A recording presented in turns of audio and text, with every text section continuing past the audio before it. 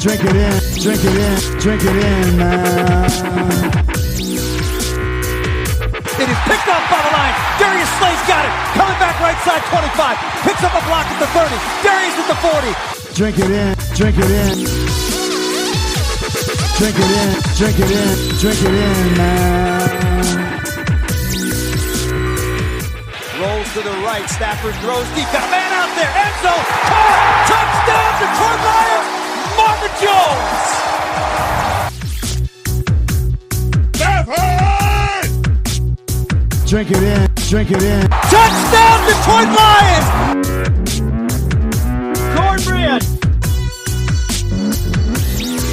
Stafford! Drink it in, drink it in, drink it in, man. Detroit Koolaid, what's going on, everybody? Monday, back here for the Fantasy Football Flavor Show. I've been doing this show a couple different ways, hopefully here in the future, trying to get a few buddies that will come on from time to time, maybe some other people that are involved with fantasy football.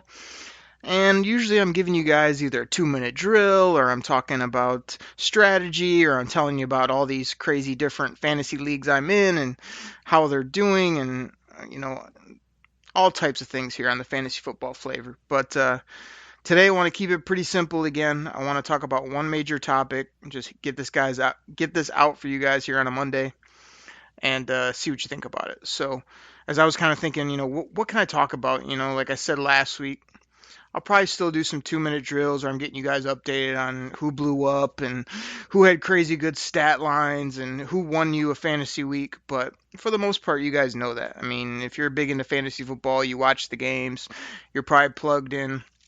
I will say a quick item on fantasy football. For years and years now, I've been in like multiple leagues, and every year I was always trying to, I'd have one league on the phone, I'd have another maybe computer or something set up. Finally definitely got to the point now where I've got, the TV with, the main game or the Lions game, another TV with Red Zone. Got to be down with Red Zone. I've said that before.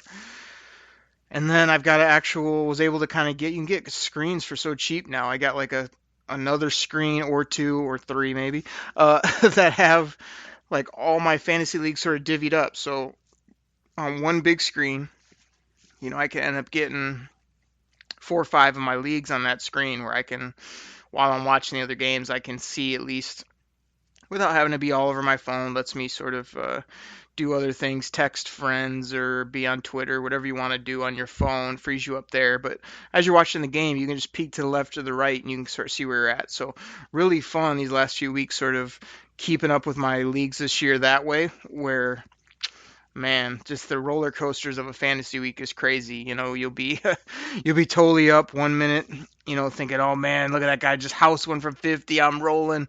And next minute you're like, oh man, my opponent just got a 70-yarder, and then you're back down. So really crazy how all that works, but that's the life of fantasy football. So I just encourage anybody that can, or maybe you got an old TV screen laying around you're not doing anything with, hook that up. You can, the way I do it normally is I'll put all my games, on my computer, and then I just got a little cheap Chromecast, put that on the TV, Chromecast your screen over to your TV, and boom, there's all your games, where you don't have to have a laptop or 2 in front of you. You don't have to be on your phone. Definitely the way to go, no doubt about it. And you got to have at least 2 screens if you're a big fantasy football fan. One, your favorite team, the Lions here in Detroit, and the other one, Red Zone.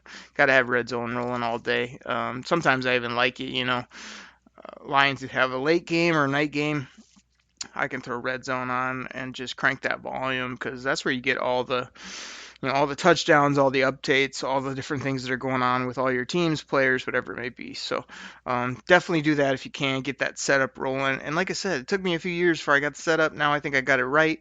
Definitely want to try to do that before the year. That way you're not jacking around during the year trying to, get the perfect man cave or the perfect setup. Like come, August, you want to be ready to roll. That way, late August, college football kicks off into the NFL season. You're rolling with your perfect setup in regards to TVs. And like I always say, on that Sunday, if you can get the wife, the kids, whoever it may be, sort of let you have, I think what does the guy in Red Zone say? 7 hours of uninterrupted football. You know what I mean? Like that's kind of all we want as guys. If we can set up shop by 1 p.m. and chill out and watch the games, grill up some food, have a couple cold beverages of your choice. I mean, to me, it's the only way to go. I mean, you can fit all your other stuff in during the week when it comes to work, kids, family, chores, everything. Even there's so many things that you can do on other days. People will think that, oh, I do this on this day, or just move them around. That way you can enjoy Saturdays and Sundays football if you're a big fan. So definitely get that together if you're a big fan out there, as a little side note. But the main topic I want to talk about today is home run hitters. If you've been following my articles on USA Today Lions Wire, Lions football dedicated website, they were good enough to let me do some fantasy articles this year while I'm doing all my other work with Pro Football Focus and day to day and all the other things I'm doing in the football realm, as well as pumping out 3 to 5 podcasts a week for you guys, which is crazy, keeping me very busy. But it's been fun just knocking out that one article. Comes out Thursday morning, called the Fantasy Football Weekly Show. Really have enjoyed that. Been pretty consistent across the board, getting that out to you guys. Formatted it in a way so you get start sits. Excuse me. You get top projected. You get guys at the bottom. I pick out games and I put intriguing players, meaning like these are guys I either like in that matchup or just have as a red check mark next to their name as a guy that you probably want to consider either for your lineup or somebody that I think could have a sneaky good game. Just lots of little content in there. We try to give you the whole gamut. A few things I write up, as well as just some names and notes and people to know. So check that out if you can. USA Today Lions Wire. You can message me on Twitter at Derek Okrie, DEREK OKRIE. But as I was saying, if you've read my article, one thing I will throw out there sometimes is you got to have these home run hitters in fantasy football. I mean, you got to have these people that absolutely take it to the house call. And if you had the soundboard like I do, the minute they do, you're playing this. Woo! I mean, there's nothing better in fantasy football than having that guy or two that can house it in any play, that can catch a slant and run for 70, a guy that can go from a mediocre game to over 120, 150 yards, either rushing, receiving, whatever it might be. Some of these quarterbacks that are home run hitters that chuck it all up and down the field. And the reason I want to bring this up today is because I think home run hitters is a really unique strategy. I think some people use it and others don't. And it kind of depends on your league, but it also kind of doesn't. Because to me, home run hitters are real valuable to have regardless of your league type. And here's why. You want to have some home run hitters on your team because there's those weeks where you're either up against it when it comes to bye weeks. You might have some injuries. And you're just like, man, the only way I can win this week is if I have a couple huge standouts, a couple guys that, can win me the week. And if they lose it for me, it's not a big deal because, you were in the hole anyway. So guys that I'm looking at when it comes to that, I kind of wrote some names down here. So I'll try to give you some of these and see what you think. Maybe these are guys you have on your team, whatnot. I started out with the wide receivers. When you hear big players, home run hitters, guys that can just win you a fantasy week by themselves, normally you think of the wide receiver position. So the first guy I have here is Tyreek Hill. Woo! Tyreek Hill can, like I put him in an article a week or two ago. Every time I watch this guy, I mean, there's something about the way, we all know he's fast. The way he runs his routes, the way he catches the football and then just explodes upfield. To me, Tyreek Hill is easily the most explosive player in football. He's the biggest home run hitter you can have on your team, and just an incredible guy when it comes to winning you weeks all by himself. Just what he does with Pat Mahomes there at quarterback, that offense. And, I mean, Tyreek Hill doesn't catch 5-yard passes. I don't even think he catches 10-yard passes. Those suckers are 15, 20, 50 yards down the field. So Tyreek Hill, my number one kind of home run hitter, especially from the wide receiver position. Yeah, I understand. I got it in my head, dude. So now that you got that in your head, let's go to another guy. This guy is Hollywood Brown. Marquise Brown, rookie with the Baltimore Ravens. This guy blew up week one. I want to say he had 140 and 2 deep touchdowns. He's been kind of hit or miss, quiet, injured, of course. You knew he's going to have some injuries. Tiny little guy, had some injuries to his feet, some foot issues coming into the league. That kind of scared me off of him. And I remember I kind of drafted him, traded him. People were kind of saying, man, Lamar Jackson can't throw. They're terrible. Like, I still thought Lamar could throw the deep ball, as well as he was just going to be dynamic with that crazy tight end offense and some of the other things they do there in Baltimore. So Hollywood Brown's a guy that he's out there on a lot of, smaller leagues on the waiver wire. A lot of leagues where you have rookie options, you definitely want to snag him up, or you should have snagged him up, or if you can still get him, get your hands on him, because I think this guy's going to be kind of a big-time weapon for years to come. So Hollywood Brown definitely made my list of home run hitters. Another rookie, got to throw this guy out. Another Chief, Mecole Hardman. Absolute home run hitter, no doubt about it. Bingo! Bingo! Bingo! Now, this guy has been a guy, he's made a few plays. He's also sort of been in the doghouse, had some fumbles, kind of been, a guy that a lot of people don't want to roster in those shallow leagues, 8, 10 teams you do with the office or whatever. I still think anytime you can get your hand on a chief player, you can get a guy like this that can just go to work and catch a deep one, you got to do so. I did that this week, when it comes to home run hitters. I put Hollywood Brown in my lineup, and sure enough, I think he went for, I can't remember if he got over 100 yards. I want to say he was in the 80, 90 range, and a deep touchdown, probably a 30, 40-yarder. Mecole Hardman I put in one of my other leagues. Again, just really needed big-time points. What does he do? I think he had one catch for 67 and a touchdown. That's the kind of things you're talking about. A lot of leagues give you bonuses for those big, deep touchdowns when it comes to yardage and whatnot. So Mecole Hardman's definitely another guy that not only is good this year here in his rookie year when it comes to splash plays, but will only get better. Let me give you a couple here. Deshaun Jackson's been a home run hitter for a long time. Obviously, this whole year he basically did nothing because he's been hurt. It's the story of his life, sort of. But D-Jax has always been a home run hitter. I got Amari Cooper on my list. I feel like Amari Cooper, even though sometimes you don't think of him as a big-time speed guy, he's not a big-time speed guy, really. He's an incredible route runner, but it feels like between this year and last year, when he catches the football, he sprints upfield, and house calls him, ends up with those crazy games. Because when you're talking home run hitter, you're not just talking deep guy, you're a deep ball guy. You're not talking just a guy that is going to catch 1 or 2 big passes. You're talking about home run hitters too when it comes to winning you weeks, and that means huge stat lines. So I think Amari fell in that range for me too of a guy.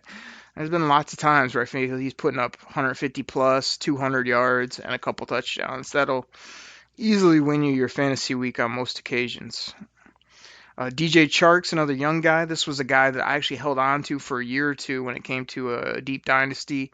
Got rid of him because even though he was making plays, I thought, DJ Chark, like his top upside is probably like a guy that will get you, 3-4 touchdowns, maybe a couple big plays a year, but nothing too much more than that. He seems to really be kind of establishing himself a little bit more there in Jacksonville.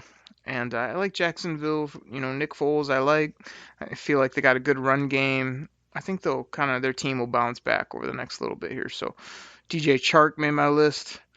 Kenny Golladay here in Detroit with the Lions. Galladay's a guy I've always repped, after I can't say I had him, circled in red pen on my draft board when they took him in the 3rd round.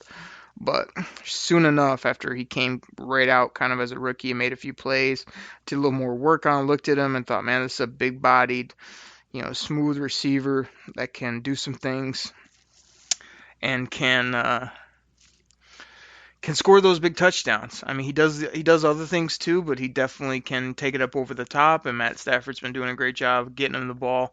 Lots of big plays over the last couple years from Kenny G. Drink it in, man. Another name I had on my list, again, this guy wins weeks all by himself. He also catches the deep ball. He's also a big-time red zone guy.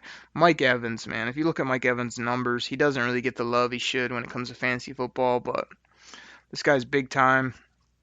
He, like I said, I see lots of times during a football year where he's catching 50-plus yard TDs. I feel like there's been multiple times the last couple years where he's went for 175 and a score or more. And just really tough to deal with when it comes to fantasy football from that perspective. There's probably plenty more receivers. Those are the ones I wrote down here just as I was thinking about these home run hitters, these guys you want to have in your lineup or even on your bench that in a pinch you could put them in. Obviously, a lot of the guys that I named are going to be in your lineup most weeks, but still got to have those, I think, to win. Because when it comes to fantasy football for me, it's having a couple of those workhorse running backs that are always going to get touches. And it's about having, a top number one elite receiver. And it's about having some of these game changers, these guys that can put up those numbers, that can complement those other key pieces you have and help you win. And a lot of these guys I named, you know what they're going to do when they don't hit home runs and they don't win for you? 2 catches, 8 yards. 3 catches, 22 yards, no touchdowns. You're going to have to just live and die with that because that's what they can give you on the negative side.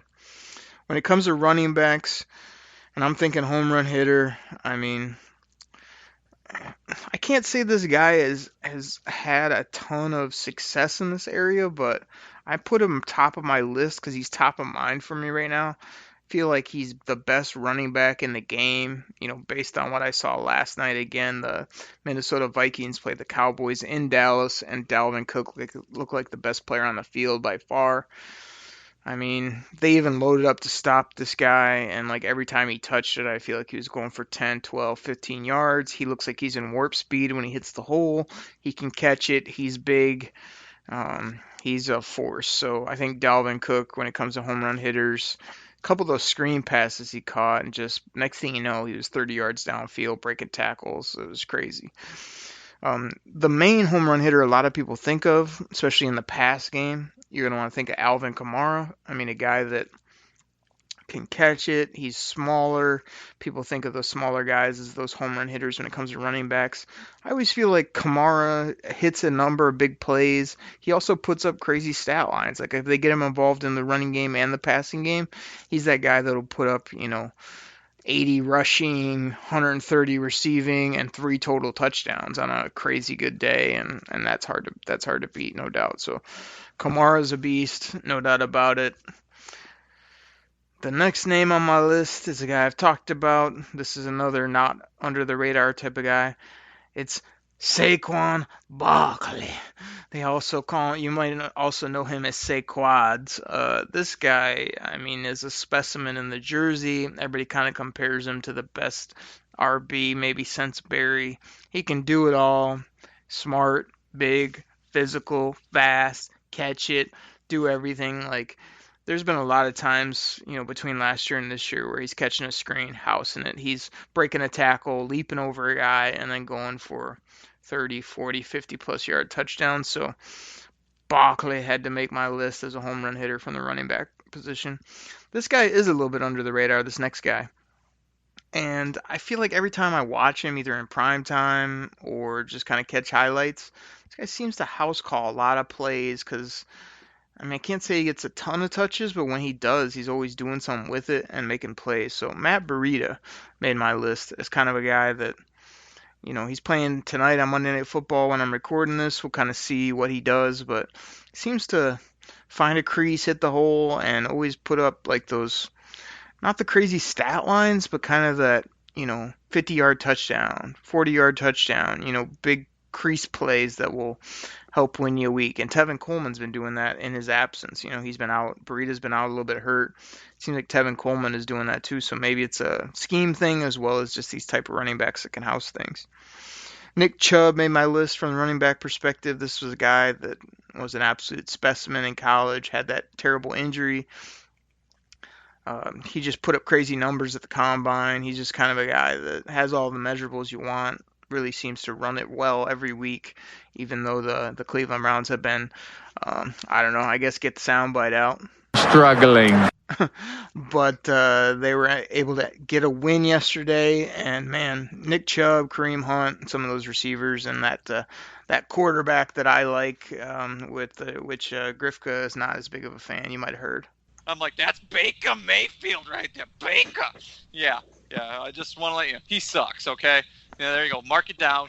Like I was saying, the Cleveland Browns got W. They're kind of getting it together, so we'll see what happens. Let's see, next guy on my list, another under-the-radar guy, is really blown up this year. Every time I see him, he seems to make the most of his opportunities and house call a lot. Austin Eckler, to me, is kind of a home run hitter from a running back perspective. Scores a lot of big touchdowns in the run and the pass game, as well as can put up those monster days when he's given a ton of rocks. So I still like Melvin Gordon more there as an overall football player, but in that offense and the way they've been featuring Austin Eckler, he's a big-time home run hitter. Tariq Cohen, for me, was a big-time home run hitter coming into this year. He's really been pretty awful this year, to be honest. He really hasn't done anything.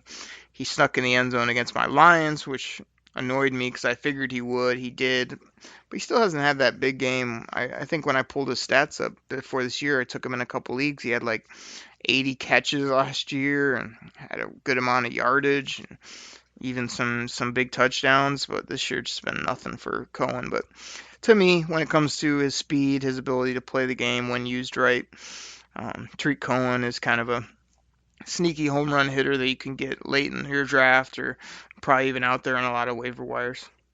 Aaron Jones, this was a guy for the Packers that was on a lot of people's radar. A lot of people were kind of saying, look out for this guy.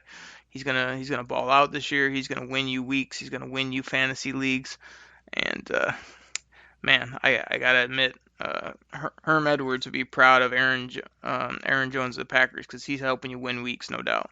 Hello? You play to win the game.